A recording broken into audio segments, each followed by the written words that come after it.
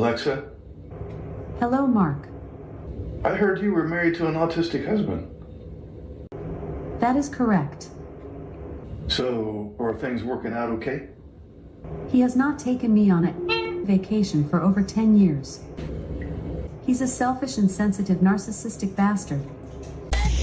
Hello, everybody. This is Autism Bill here today to talk to the neurodiverse couple on how to spend quality time together. Because as all you ASD guys know, your neurotypical wife is always complaining, perhaps, that you don't spend quality time with her.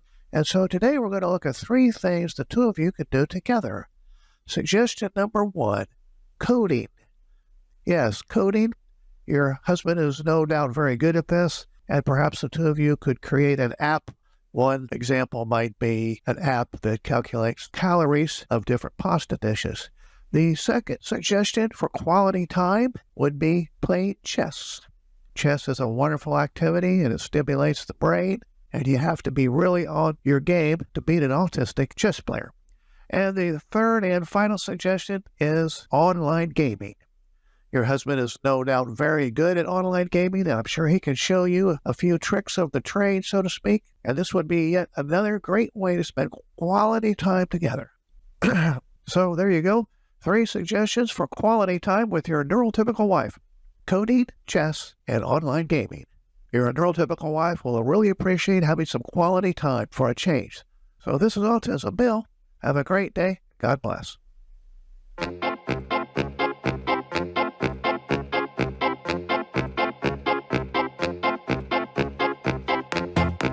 All right.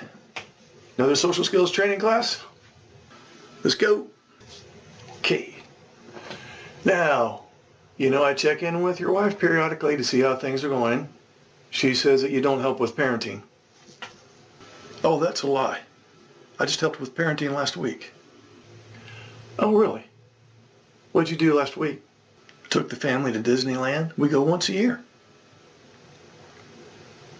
Oh. So, what do you do parenting-wise in between these Disneyland visits? Work so I can make money to go to Disneyland? Okay, so you're ready for another social skills training class? Sure, okay. All right. So today's lesson is going to be on give and take in conversation. Because sometimes the person on the autism spectrum will tend to interrupt others and will tend to shift the topic over to their special interest and will drone on and on and on talking about their favorite topic, not even realizing that the listener is getting bored with them droning on about their special interest. I see. So, for example, what's your special interest? Bitcoins. Okay. So let's pretend we're going to engage in some give and take conversation, and I'm going to start a topic that has nothing to do with that, and then instead of you talking about your favorite topic, you're going to respond to what I just said on my topic, okay? Yeah, but before we get started, you do know about Bitcoins, right? It's kind of like a digital currency, right? Yeah, and it operates free of any central control or the oversight of banks or governments. It's freaking incredible. Yeah, but wait a minute. Let's keep this about practicing and role-playing give and take in conversation. So I'm going to talk about, I'm going to talk about sports, and I'm going to talk a little bit about my favorite team and what they might be capable of doing this year. And then I want you to cryptography. Are you familiar with that at all? And also what's really cool is there's this public ledger that records all Bitcoin transactions, and copies are held on servers all around the world. Fascinating. There's one other thing that you need to know about Bitcoins just in case you want to get involved. They're exchangeable for flat currency by way of cryptocurrency exchanges, and can be used to make any purchases from merchants, retailers that will accept them. And if you ever want to invest in it, they say that investors and speculators can make a lot of money from buying and selling Bitcoins. I mean, this could be huge. You know what's really fascinating is that companies like Nexo, for example, they allow you to use your cryptocurrency as collateral to get a loan in flat money, which means that then you could use that to buy real estate. I mean, that's huge, man. Huge. Hey, come here for a minute. come here for a minute. Every once in a while, spend some quality time with your wife. Quality time. Well, it's where you spend time with her talking about stuff that she wants to talk about. Well, I know it might be boring, but that's quality time. It's one of the love languages, quality time. So do that every once in a while. Or pretend like you're doing it.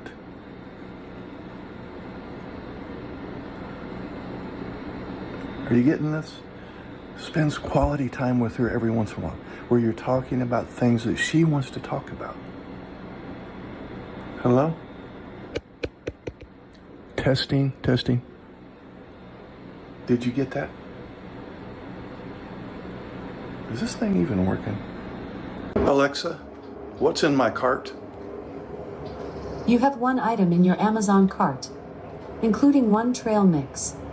When you're ready, visit Amazon to review your cart, make changes, and check out. Half the crap we sell on Amazon is from China.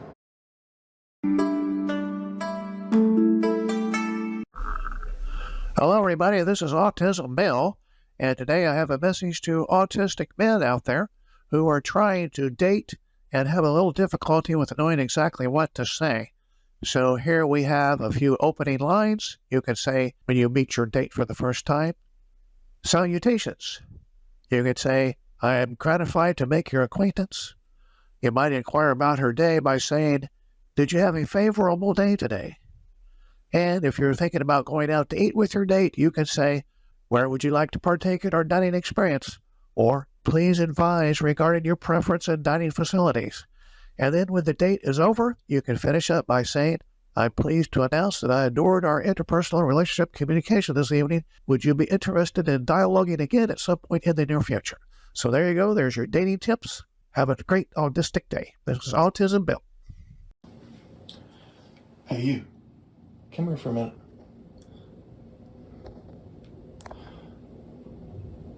Don't be a Yeah, don't be a You know, when your wife accuses you of being a and then you feel offended and get defensive and try to prove to her that you're not a but you end up proving her point because you're a as you're trying to describe that you're not a Yeah, let's don't do that.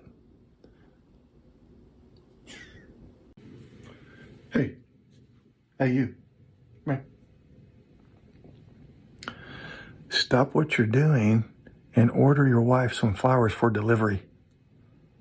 Yeah. Get online, wherever you're located, and order her some flowers for delivery. If she's at home right now and you're at work, send them to the house. If you're at work and she's at work, send it to her place of employment. It's called a random act of kindness.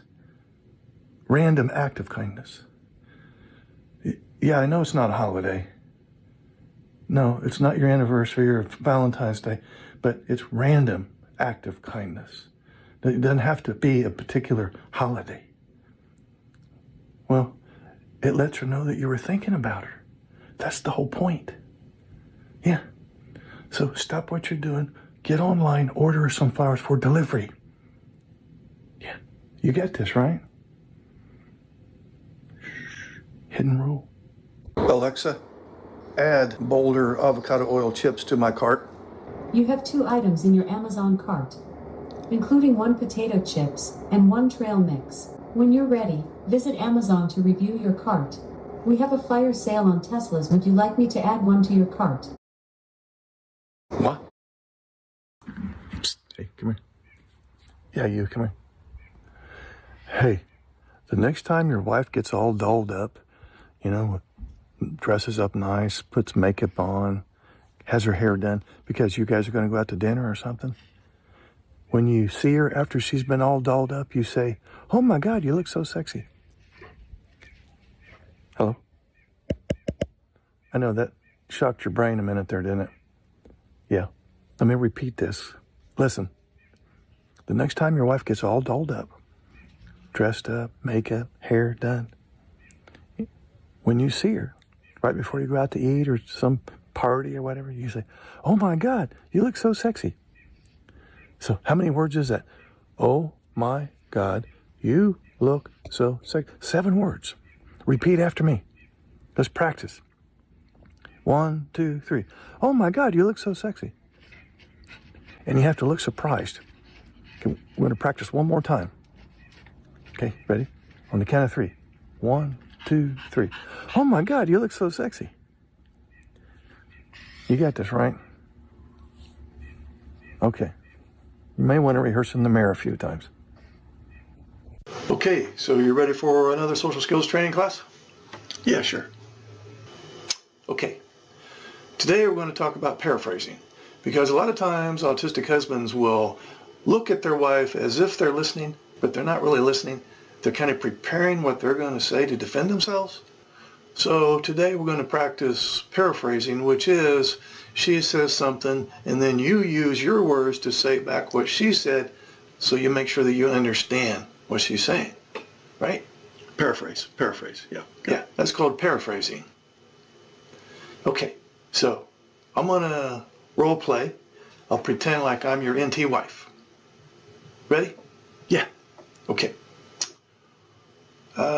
You really hurt my feelings this morning when you told me that my breath stinks.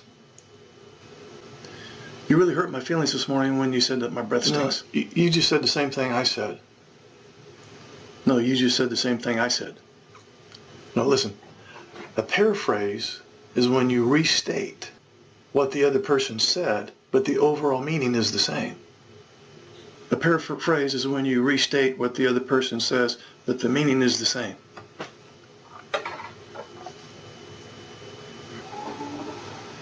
Well, how am I doing so far? How am I doing so far? Oh, I think you're doing fine. Okay, you ready for another social skills training? Yeah. All right. Now, you know you gave me permission to check in with your wife every once in a while, right? Yeah, that's okay. Okay. Well, she said that sometimes you're very defensive. Defensive? Very defensive. Very defensive? No. Maybe she's being defensive. Do you ever think about that? You know, I try to be a nice guy. Sometimes she's defensive, and then I'd have to be extra nice. So, I mean, where do you get off thinking that she's right and I'm wrong? So you're just going to take her side, that I'm defensive all the time? That's so wrong, man. You're going to accuse me of being defensive? You're kind of doing it now. Doing what? Defensiveness. I'm not being defensive. Where do you get off telling me I'm being defensive? You don't know what's going on behind closed doors. Have you ever witnessed me being defensive? How would you know where I'm defensive or not? I'm never defensive. You know, I try to do the best thing I can do given the circumstances. That's not defensiveness. That's just the logical way to deal with stuff. So I don't understand where you get off calling me defensive. That's just plain wrong, dude. Hey, where are you going?